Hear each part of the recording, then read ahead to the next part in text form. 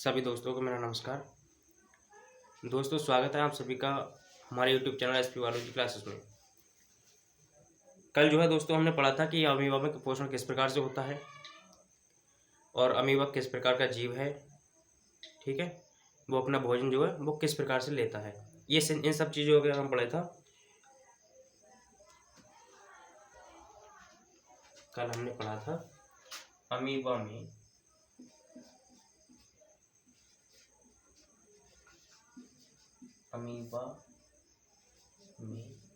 पोषण। अमीबा में पोषण किस प्रकार से होता है। सबसे पहले अमीबा जो होता है वो एक प्रोकैरियोटिक जीव यूकैरियोटिक जीव है। अमीबा एक यूकैरियोटिक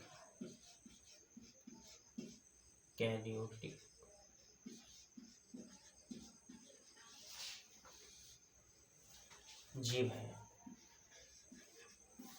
ठीक है, यूकैरियोटिक जीव क्यों है? क्योंकि उसमें वेल डेवलप केंद्रक पाया जाता है, यानी कि पूर्ण रूप से विकसित केंद्रक पाया जाता है। जो कि जेनेटिक मटेरियल होता है केंद्रक में, वो किसी न किसी केंद्रक की जो परत होती है उसके द्वारा घिरा रहता है, इसलिए उससे क्या कहते हैं? वेल डेवलप केंद्रक कहते हैं या पूर्ण विकसित केंद्रक कहते हैं।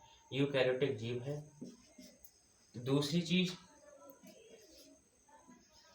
यह एक कोशिकीय होता है। एक कोशिकीय होता है। ठीक है, इन सभी चीजों के बारे में पढ़ा था। और जो फूड को पकड़ने के लिए अपने किन अंगों का निर्माण करता है? स्यूडोपोडिया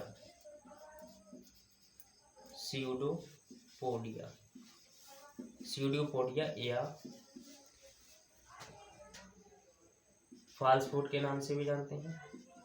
फाल्स फूड या फूड पाद के नाम से भी जानते हैं। फूड पाद। ठीक है, तो अमीबा के जो पैर होते हैं उनको इन नामों से जाना जाता है। और चौथी चीज क्या थी? अमीबा का कोई आकार निश्चित नहीं होता। निश्चित आकार नहीं होता। ठीक है, और जो स्यूडोपोडिया का फॉर्मेशन करता है वो किसकी हेल्प से करता है? सॉल और जेल, ये दो सबस्टेंस पाए जाते हैं, इनके द्वारा अमीबा स्यूडोपोडिया का फॉर्मेशन करता है। ये स्यूडोपोडिया का फॉर्मेशन जो होता है वो अमीबा में किसके द्वारा होता है?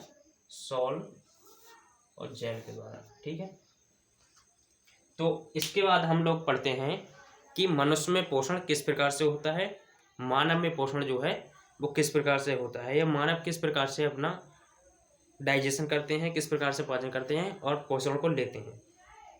ठीक है, आइए देखते हैं।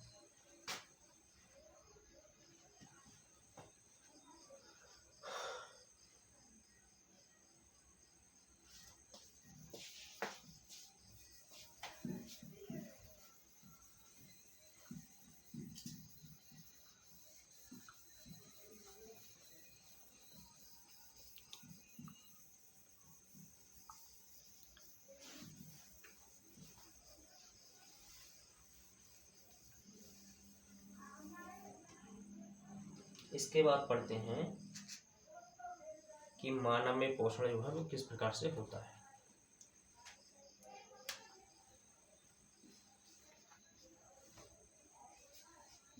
मानव में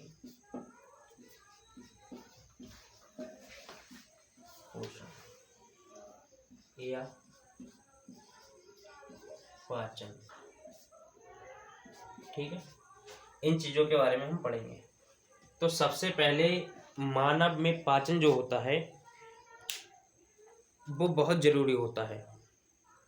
ठीक है, क्योंकि सभी जीव जंतुओं को, हमने आपको बताया था कल कि जितने भी जीव जंतु होते हैं सभी को पोषण की आवश्यकता होती है, और सभी पोषण लेते हैं।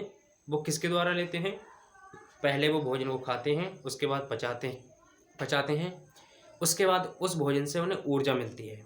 ठीक है, और उस ऊर्जा को लेने के बाद वो क्या करते हैं? वो सभी मतलब जो कार्य किए जाते हैं, किसी भी कार्य को करने के लिए ऊर्जा की आवश्यकता होती है। ठीक है, तो ऊर्जा जो हमें मिलती है उनके द्वारा किसी भी कार्य को करने के लिए, यानी कि हमारा शरीर के अंग जो होते हैं वो भी अपना कार्य कर रहे हैं। मान लिया हार्ट है, हृदय है हमारा, वो भी क्या करता है, रक्त को पंप करता है हमारे शरीर में, यानी कि शरीर के जितने भी अंग होते हैं उन सभी में रक्त को पंप करता है।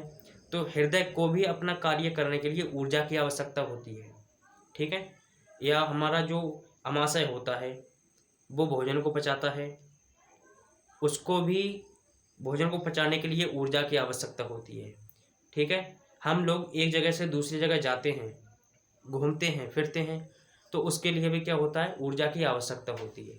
ठीक है, और वो ऊर्जा हमें मिलती कहाँ से है, वो ऊर्जा हमें मिलती है भोजन से। जो हम भोजन करते हैं उसको, भोजन को पचाते हैं, फिर पचाने के बाद वो ऊर्जा हमें देता है। ठीक है, तो हम उन सभी चीज़ों के बारे में आज पढ़ेंगे कि किस प्रकार से हमारे शरीर में भोजन का पाचन होता है और किस प्रकार से हमारा शरीर जो है वो ऊर्जा को बनाता है। फिर हम उस ऊर्जा का उपयोग करके सभी कार्यों को हल करते हैं। तो सबसे पहले मनुष्य के पाचन में आता है पाचन। पाचन की डेफिनेशन है क्या आखिर? ठीक है, पाचन होता क्या है? तो पाचन एक ऐसी क्रिया होती है जिसमें जल में अघुलनशील पदार्थों को घुलनशील अवस्था में बदलने की क्रिया क्या कहलाती है? पाचन कहलाती है। जैसे आप समझ सकते हैं कि जब हम नॉर्मली क्या होता है, जब हम जल में अगर भोजन के बड़े टुकड़े को डाल दें तो क्या वो घुल जाएगा? नहीं घुलेगा ना, नहीं घुलेगा। भोजन के बड़े टुकड़े को ऐसे ही डाल दें या बिना उसे हिलाए हुए, वो नहीं घुलेगा उसमें। लेकिन जल में जब हम इन टुकड़ों को डाल दें और उसको हिलाते रहें काफ़ी समय तक, फिर वो फूलेगा, उसके अंदर मतलब पानी प्रवेश करेगा तो वो आकर में बढ़ जाएगा, फूल जाएगा और वो घुल जाएगा। सही है, तो भोजन जो है वो जल में घुल जाएगा फिर। तो यही क्रिया क्या होती है, हमारे शरीर के अंदर भी होती है और यही क्रिया क्या कहलाती है? पाचन कहलाती है। सीधे सीधे अगर हम कहें तो ये कह सकते हैं भोजन को जटिल अवस्था से सरल अवस्था में बदलने की प्रक्रिया को पाचन कहते हैं। जब हमारा भोजन जो होता है, हम क्या करते हैं, जब खाना खाते हैं तो जो हम भोजन के टुकड़ों को लेते हैं वो बड़ी अवस्था में होते हैं। कैसी अवस्था में होते हैं? बड़ी अवस्था में होते हैं। और भोजन को जब हम अपने माउथ में डालते हैं तो हमारे माउथ में लार ग्रंथियाँ उपस्थित होती हैं। कौन सी ग्रंथियाँ? हमारे मुख में लार ग्रंथियाँ उपस्थित होती हैं। लार ग्रंथि, ये लार ग्रंथियाँ क्या करती हैं? लार को स्रावित करती हैं। ये लार हमारे भोजन में मिक्स हो जाता है और हमारे माउथ में जो दांत होते हैं, तीत होते हैं, वो क्या करते हैं, भोजन को छोटे छोटे भागों में तोड़ देते हैं। ठीक है, तो भोजन को छोटे छोटे भागों में तोड़ देते हैं और उसमें लार मिक्स हो जाती है।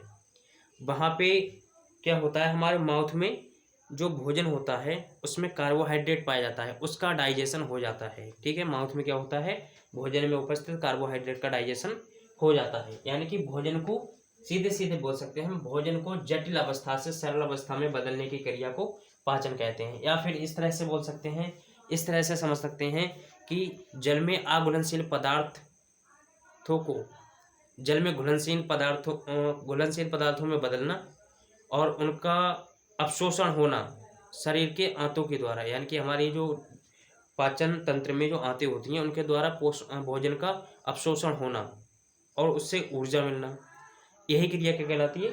पाचन कहलाती है। ठीक, उसके बाद पाचन सिस्टम में हम सबसे पहले पढ़ेंगे तो उसको पढ़ेंगे हम माउथ को। क्या पढ़ेंगे? माउथ को पढ़ेंगे, मुख को पढ़ेंगे। मुख,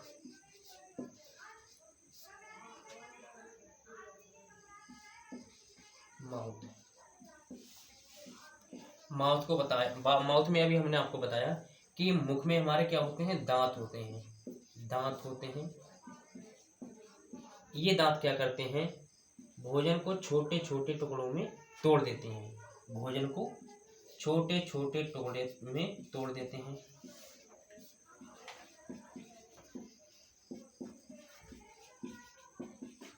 छोटे छोटे टुकड़ों में तोड़ देते हैं।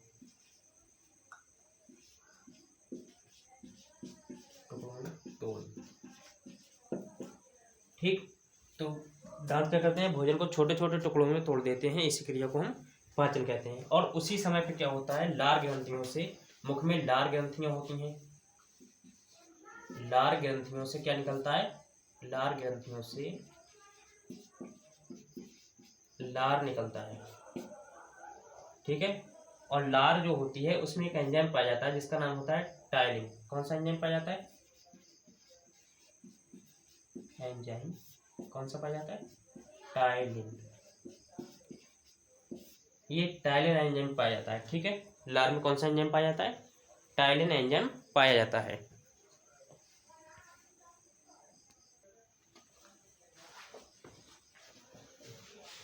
क्या पाया जाता है, टायलिन एंजाइम पाया जाता है। ये टायलिन एंजाइम क्या करता है, स्टार्च को शर्करा में बदल देता है। किसको, स्टार्च को किस में चेंज कर देता है, शुगर में चेंज कर देता है, शर्करा में चेंज कर देता है, शर्करा में चेंज कर देता है, ठीक।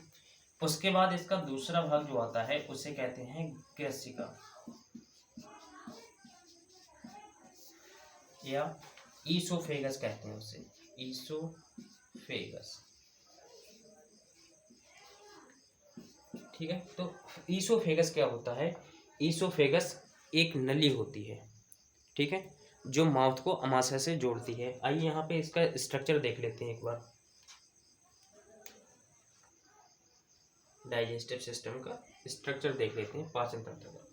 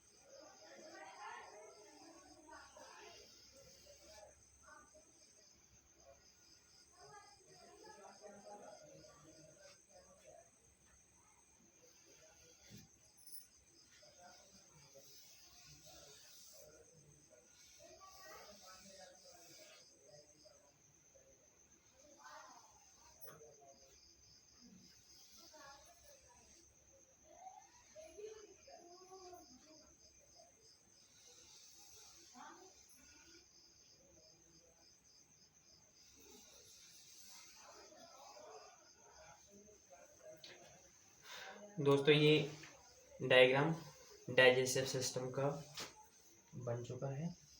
ये हो गया अग्न्याशय, ठीक है, क्या हो गया, अग्न्याशय। और यहीं पर ये हो गया पित्ताशय,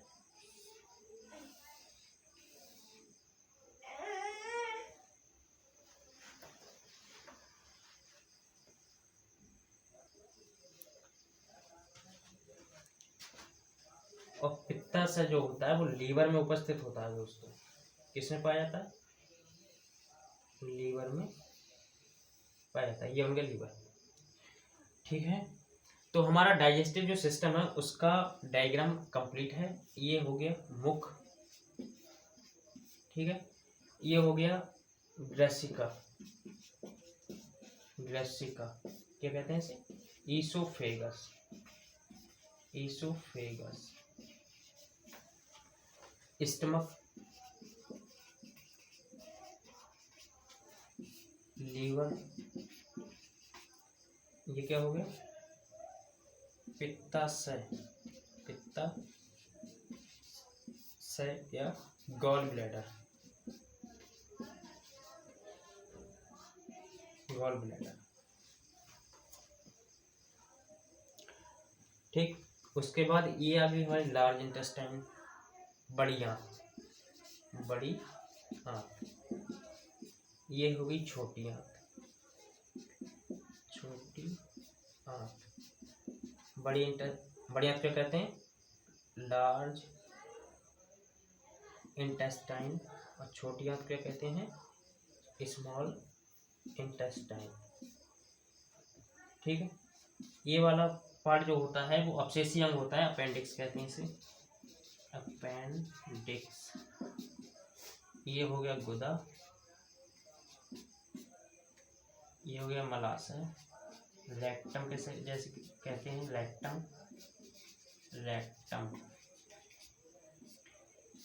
गुदा को कहते हैं एनस।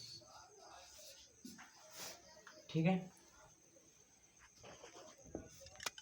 ये पार्ट आ गया अग्न्याशय,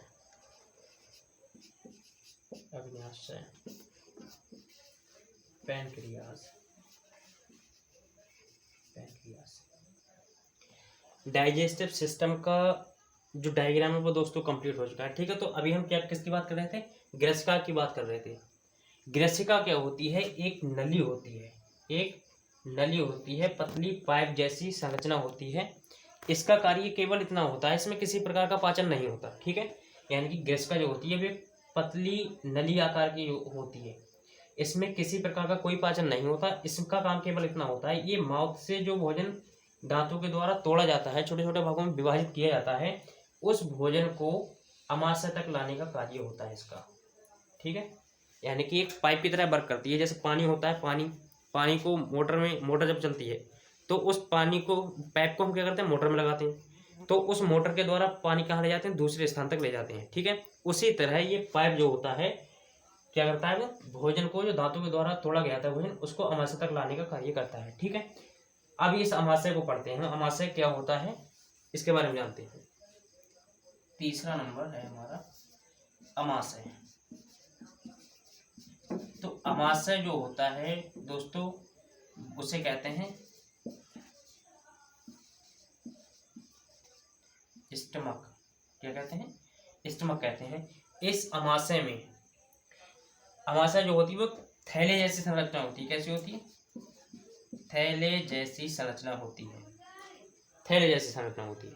ठीक है, थैले में सामान भर के लाते हैं, उसी तरह से जो हमारा भोजन होता है वो इसमें आ जाता है। अब ये थैले जैसी संरचना होती है, जैसे ही भोजन इसमें आता है वैसे ही अमाशय में जैसे ही भोजन जाता है उसी टाइम पर एक एंजाइम स्रावित होता है। ठीक है, जिसे एक एंजाइम स्रावित होता है और इस एंजाइम को कहते हैं गैस्ट्रिन एंजाइम। क्या कहते हैं? इस एंजाइम को गैस्ट्रिन एंजाइम कहते हैं। गैस्ट्रिन एंजाइम, गैस्ट्रिन हार्मोन कहते हैं। ठीक है, हार्मोन होता है ये गैस्ट्रिन हार्मोन। ये गैस्ट्रिन हार्मोन क्या करता है? जो गास्ट्रिक ग्लैंड होती है, गास्ट्रिक ग्रंथि यानी कि जठर ग्रंथि जिसे बोलते हैं, उस ग्रंथि को ये क्या करता है? सक्रिय करता है। उस ग्रंथि को क्या करता है? सक्रिय करता है। गास्ट्रिक ग्रंथि को सक्रिय करता है। सक्रिय करता है किसको? गास्ट्रिक ग्रंथि को, गास्ट्रिक ग्लैंड को, गास्ट्रिक ग्लैंड को, या हिंदी में इसे गास्ट्रिक ग्रंथि को कहते हैं जठर ग्रंथि। जठर ग्रंथि इसको सक्रिय करता है। क्यों? क्योंकि इससे क्या होता है? कुछ पाचक रस निकलते हैं जो भोजन को पचाने में सहायक होते हैं। ठीक है, तो वो पाचक रस कौन कौन से होते हैं उनके बारे में जानते हैं। उन पाचक रसों के बारे में जानते हैं।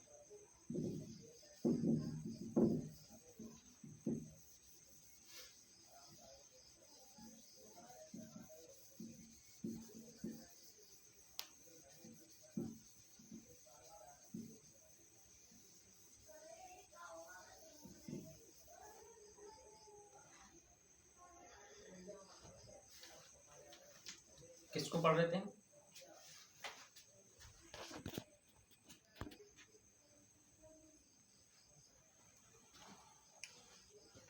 तो किसके बारे में पढ़ रहे थे हम? अमाशय में जो रस निकलते हैं जठर ग्रंथियों के द्वारा, उसके बारे में पढ़ रहे थे।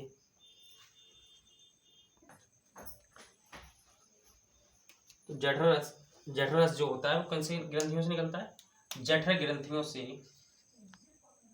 जठर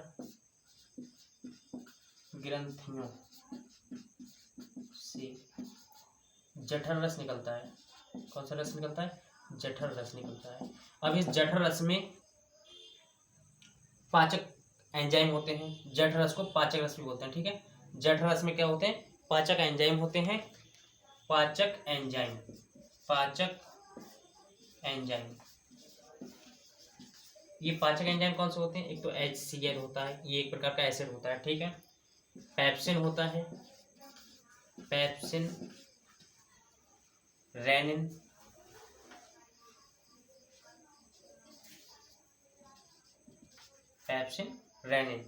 ठीक है।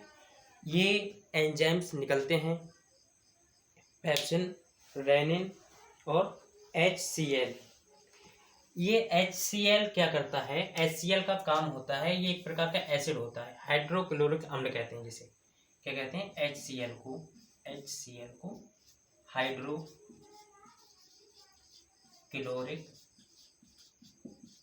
अम्ल कहते हैं या एसिड कहते हैं। इसका काम ये होता है कि ये भोजन में मिक्स होकर भोजन को एसिडिक बना देता है, यानी कि अम्लीय बना देता है, ठीक है। कैसा बना देता है ये? HCl हाइड्रोक्लोरिक अम्ल क्या करता है? अमाशय में भोजन को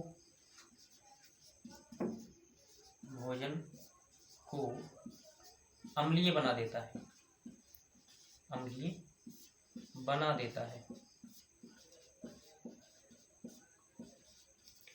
भोजन को अम्लीय बना देता है, ठीक है। अब इसमें जो पेप्सिन होता है ये प्रोटीन का डाइजेशन करता है। पेप्सिन जो होता है वो प्रोटीन का डाइजेशन करता है, और पेप्सिन क्या करता है? पेप्सिन प्रोटीन का डाइजेशन करता है। किसका? प्रोटीन का डाइजेशन कौन करता है? पेप्सिन। और प्रोटीन को किस में चेंज कर देता है? पेप्टोन, ठीक। उसके बाद आता है रेनिन। रेनिन क्या करता है? रेनिन जो होता है वो एक प्रकार का प्रोटीन डाइजेस्टिव एंजाइम होता है, और ये रेनिन जो होता है वो मिल्क में प्रोटीन पाई जाती है, कैसिन। रेनिन क्या करता है? रेनिन मिल्क में पाई जाने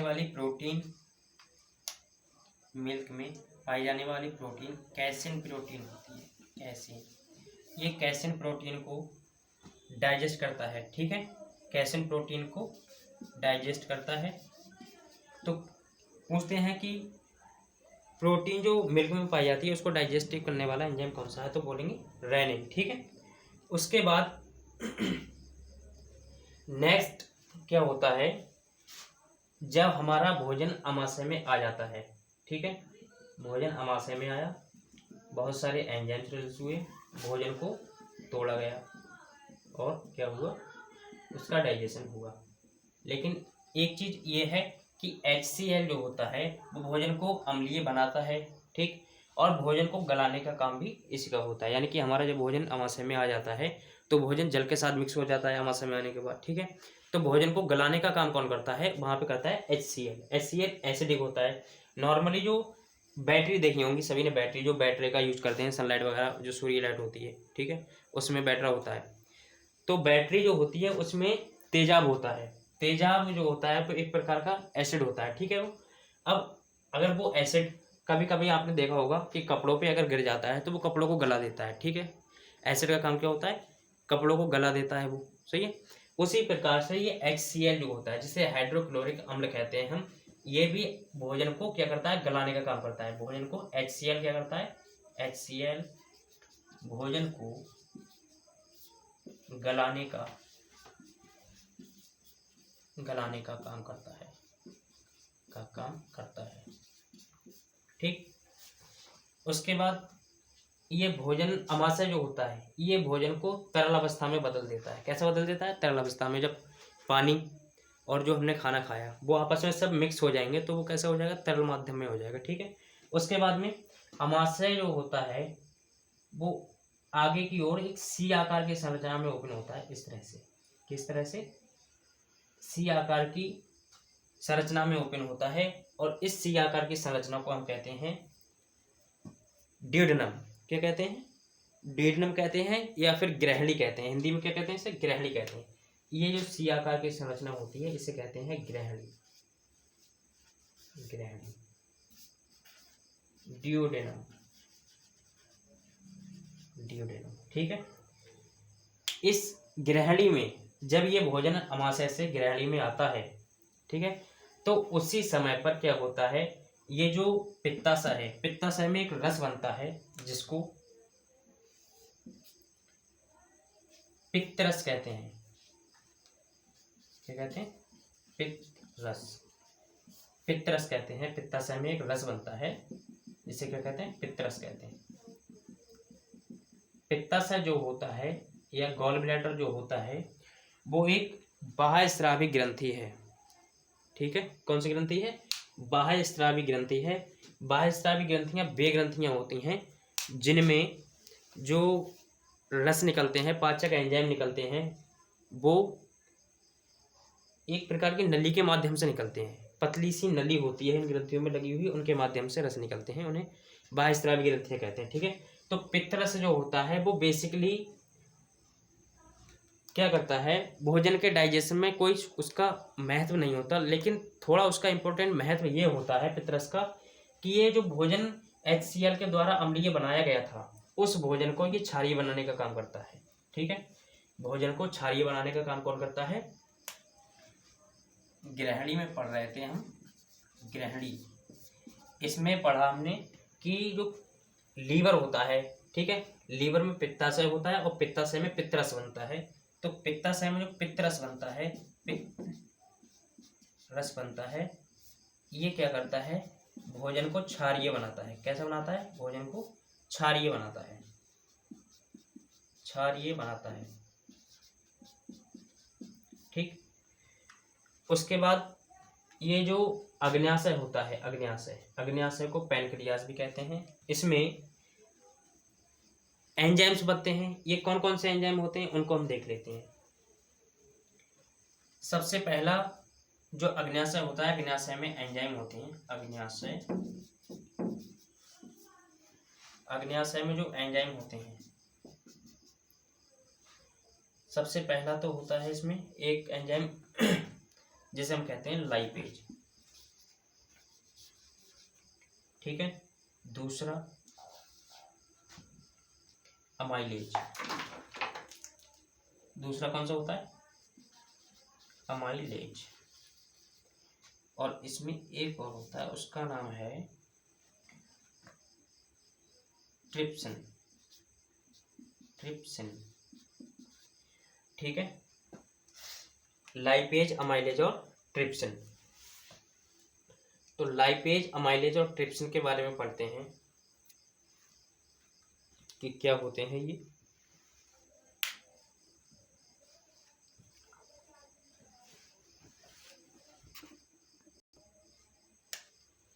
ठीक है।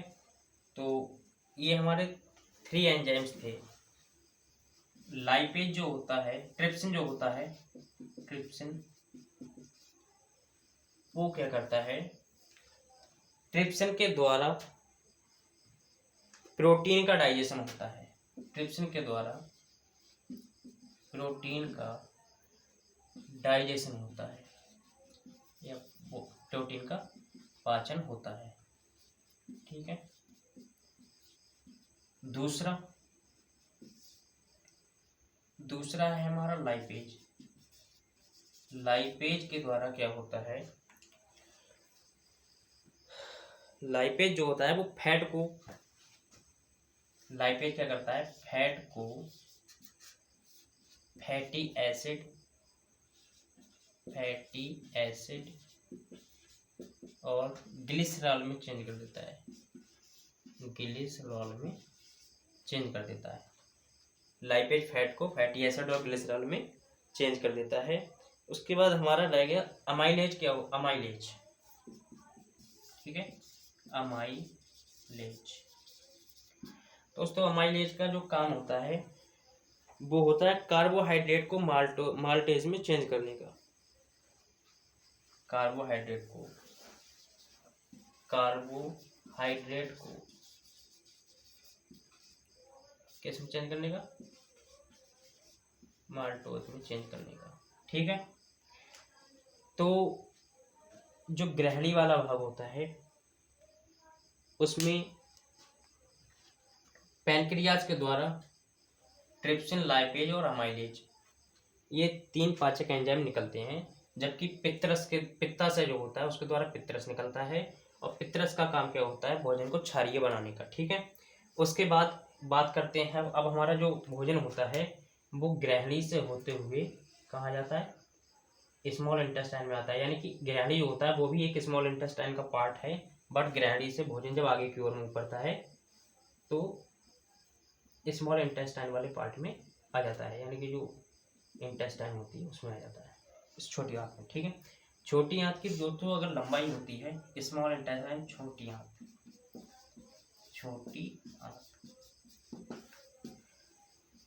आंत की लंबाई जो होती है वो होती है 6.5 मीटर से 7.5 मीटर तक।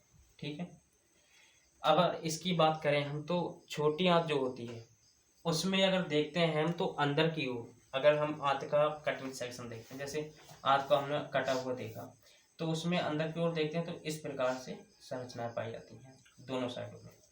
अंदर से आंत खोखली होती है तो दोनों साइडों में इस प्रकार से संरचनाएं पाई जाती हैं, तो इन संरचनाओं को कहते हैं रसांकुर। क्या कहते हैं, रसांकुर। इंग्लिश में कहते हैं बिलाई। इनका कार्य ये होता है, बिलाई होती हैं, इनके अंदर भी इसी तरह से और संरचनाएं होती हैं छोटी छोटी, इनसे भी छोटी, इस प्रकार से। ठीक है, इन संरचनाओं को कहते हैं, ये जो बाहर की ओर होती है उसे कहते हैं बिलाई, और इन्हें कहते हैं माइक्रो बिलाई। माइक्रो का मतलब छोटी, इनसे भी छोटी और होती हैं, बिलाइयों से छोटी भी और बिलाई होती हैं जिन्हें माइक्रो बिलाई कहते हैं। ये माइक्रो बिलाई और बिलाई मिलकर क्या करती हैं, ये भोजन के अवशोषण की जो क्षमता होती है, आंतों की जो भोजन अवशोषण की क्षमता होती है उसको और ज़्यादा बढ़ाने का काम करती है। ठीक है, मान लीजिए ये आंतें जो थी भोजन में से जल का अवशोषण करती हैं। वैसे 1 घंटे में 1 लीटर किया इन्होंने जल का अवशोषण, 1 लीटर किया, आधा लीटर किया, 1 लीटर मान लीजिए। ठीक है, तो अगर ये अच्छी तरह से फंक्शन करती हैं, मतलब दोनों मिलकर करती हैं, तो ये अवशोषण की क्षमता को बढ़ा देती हैं। मान लीजिए 1.5 लीटर कर दिया इन्होंने 1 घंटे में, पहले 1 लीटर कर रही थी, उसके बाद में 1.5 लीटर कर दिया। इस तरह से इसकी अवशोषण, जल की जो अवशोषण क्षमता होती है या फूड मटेरियल में जो पदार्थ मिक्स होते हैं उनको अवशोषण क्षमता को क्या कर देती हैं, बिलाई और माइक्रोबिलाई बढ़ाने का काम कर देती हैं। ठीक है, बिलाई और माइक्रोबिलाई क्या करती हैं, भोजन को बढ़ाने का काम, भोजन के जो उसमें पदार्थ मिक्स होते हैं भोजन में जो तरल अवस्था में होता है उसको बढ़ाने का काम कर देती हैं। ठीक है, अवशोषण की क्षमता बढ़ा देती है उसकी। अब ये जो छोटी आंत होती है इसमें भी जब भोजन अवशोषित कर लिया जाता है तो यह भोजन क्या होता है, ब्लड में मिक्स होता है। क्या होता है, ब्लड में मिक्स होता है। भोजन जब छोटी आंत के द्वारा अवशोषित कर लिया जाता है, अवशोषित होने के बाद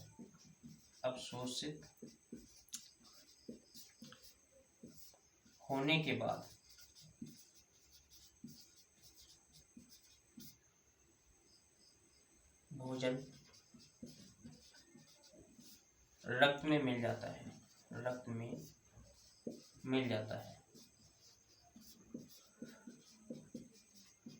ठीक है, अब भोजन रक्त में मिल जाता है तो जब आप ये सभी लोग जानते हैं कि दोस्तों, सभी हम लोग जानते हैं कि जो रक्त होता है वो हमारे शरीर में बॉडी के जितने भी पार्ट्स होते हैं, जितनी भी कोशिकाएं होती हैं, उन सभी तक जाता है रक्त। अब रक्त में हमारा जो फूड मटेरियल था उससे जो इम्पोर्टेंट पदार्थ इंटेस्टाइन के द्वारा अवशोषित किए गए थे, आंतों के द्वारा अवशोषित किए गए थे, वो रक्त में मिलकर बॉडी के सभी पार्ट तक जाते हैं, चाहे वो सेल्स हुई बॉडी की या ऑर्गन्स हुए, टिश्यू हुए, ठीक है, उन सभी तक जाते हैं। तो जाने के बाद क्या होता है, जो भोजन में एनर्जी थी यानी कि आवश्यक पदार्थ अवशोषित किए गए थे वो शरीर के अन्य भागों तक चले गए। अब वो अन्य भाग क्या करेंगे, उस एनर्जी को यूज करते हैं, जो एनर्जी भोजन के आवश्यक पदार्थ अवशोषित किए गए थे उसमें एनर्जी होगी, एनर्जी को यूज करते हैं। और जो भोजन फिर वही पदार्थ क्या होता है, यूज करने के बाद में उनमें से जो एनर्जी होती है वो मतलब अलग कर ली जाती है, माइटोकॉन्ड्रिया में स्टोर हो जाती है। उसके बाद में बचा क्या, वेस्ट मटेरियल बचा। तो वो पदार्थ क्या होते हैं, फिर ब्लड के द्वारा किस में आ जाते हैं, बड़ी आंत में लाकर छोड़ दिए जाते हैं। और उनमें से जो भी यानी कि जो छोड़ा जाता है, जो पदार्थ बड़ी आंत में छोड़े गए लाकर, ठीक है, तो उनमें से जो जल रह जाता है यानी कि उन पदार्थों में जो जल रह जाता है वो बड़ी आंत में लाकर अवशोषित कर लिया जाता है। मान लीजिए ब्लड के द्वारा जो भोजन अवशोषित किया गया था वो किस में आ गया, फिर बड़ी आंत में आ गया। अब बड़ी आंत में जो आने के बाद जो भोजन था उसमें भी कुछ जल रह गया, जल की मात्रा जो रहेगी वो बड़ी आंत में आके अवशोषित कर ली जाती है, ठीक है। बड़ी आंत, बड़ी आंत में क्या होता है, बची हुई जल की मात्रा, बची हुई जल की मात्रा बड़ी आंत में अवशोषित कर ली जाती है, बड़ी आंत में अवशोषित कर ली जाती है, कर ली जाती है। दोस्तों बड़ी आंत की जो लंबाई होती है, बड़ी आंत की लंबाई जो होती है वो होती है 1.5 मीटर, ठीक है। कितनी होती है, 1.5 मीटर बड़ी आंत की लंबाई। उसके बाद में क्या होता है, जो हमारा अब अपचित भोजन रह गया, वो अपचित भोजन क्या होता है, मलाशय में आके इकट्ठा हो जाता है। यानी कि बड़ी आंत में एक स्टोरेज पार्ट होता है, एक स्टोरेज पार्ट होता है यानी कि स्टोर करने वाला एक भाग होता है, जिसे क्या कहते हैं, मलाशय कहते हैं। क्या कहते हैं, मलाशय कहते हैं।